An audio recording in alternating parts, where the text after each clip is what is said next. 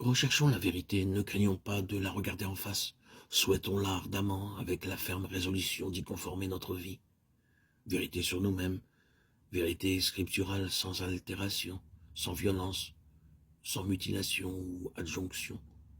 La vérité enfin, telle qu'elle ressort des expériences communes à tous les membres du corps de Christ. Cette puissance d'affranchissement que seule possède la vérité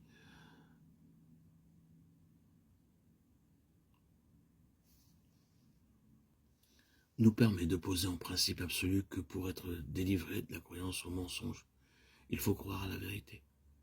Rien ne peut déloger le mensonge que la vérité. Vous connaîtrez la vérité vous affranchira. Jean 8, 32 nous dit le Seigneur.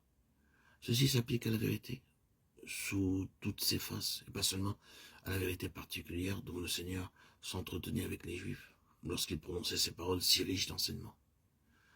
Dieu se sert d'instruments et de moyens humains pour convertir les hommes et les amener à la vérité.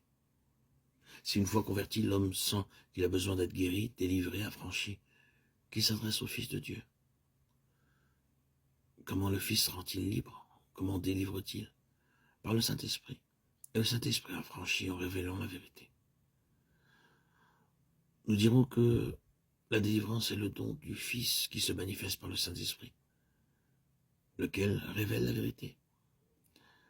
C'est ainsi et graduellement que l'enfant de Dieu s'approprie la vérité.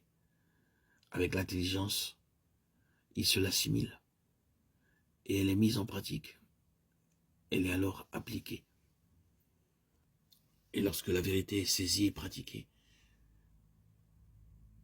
une fois saisie et pratiquée, elle s'illumine de telle sorte que celui qui l'a reçue peut la transmettre aux autres. Une vérité qui semble ne pas avoir été saisie par l'intelligence peut alors y demeurer stérile, inutile, jusqu'à ce que l'heure de son application sonne.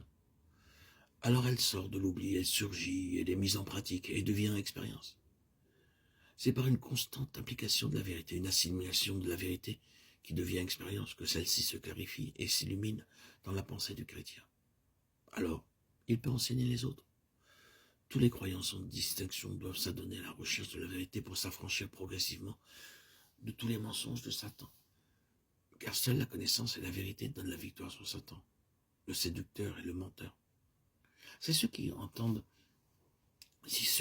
la vérité lui résistent ou se révoltent contre elle, elle n'est pas nécessairement perdue. Il faut confier la semence répandue à la garde du Saint-Esprit, même lorsqu'il y a résistance. La vérité atteint l'intelligence et à un moment donné, elle porte des fruits et devient expérience.